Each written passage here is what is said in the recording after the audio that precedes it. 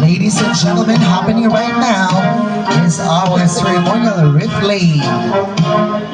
Joining us are our heads of office, our DepEd family, our men and women in uniform. We also have our barangay officials, our LGU officials, and with that, we'd like to request our VIPs and dignitaries to remain on stage for the photo ops. Kalayaan, kinabukasan at kasaysayan are not separate ideas. They are deeply connected. Our kalayaan or freedom, when lived with honesty and purpose, builds our kinabukasan or our future, guided by the lessons of our kasaysayan or history. One day, a very ordinary parent, are you still listening to me? A very ordinary parent came to me to ask for the status of her child. And then she was accompanied by her beloved husband. And then it was made clear, I made clear to the parent how the child fared. It is good that the husband himself told his wife, kanang iyang trabaho, iyahara ng gibuhat. And they ended their conversation by saying, and I was inspired, and I would like to share the same with you. Ang husband mismo niingon, kaning atong trabaho, hinatag nis Ginoo. Ito na ibutang sa tungo na huna. Ang atong trabaho, hinatag sa Ginoo. Og imo ng binuangan, imuha ng tulubagon. Og imo nahang palamian, ikaw maoy mabulahan. Kaya ang atong trabaho, regardless of how grand or simple it is, hinatag sa Ginoo. Ayaw nag-idasulas.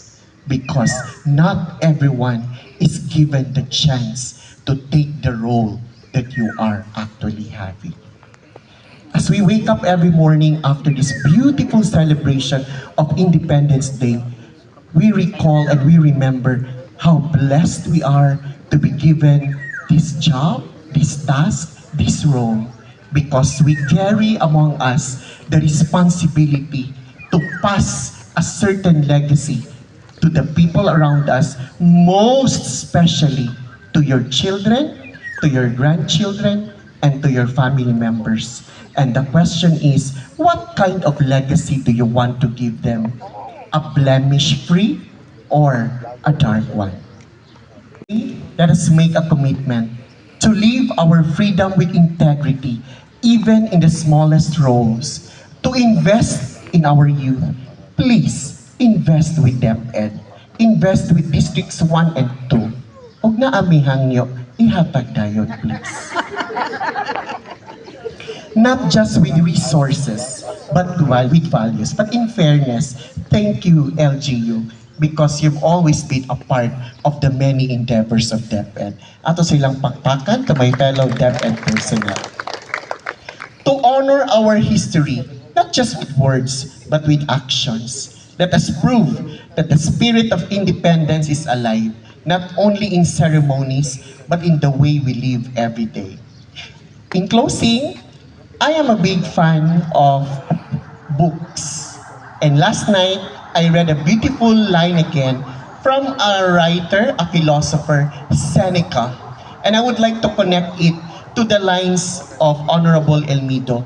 Because according to him, the journey towards clean governance is very, very far.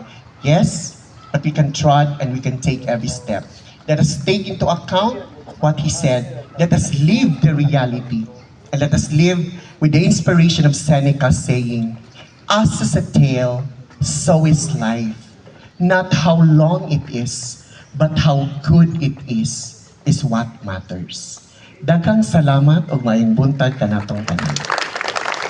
There you have it, ladies and gentlemen, our keynote speaker, no other than Dr. Gracia Riddell Bruzula Deloria.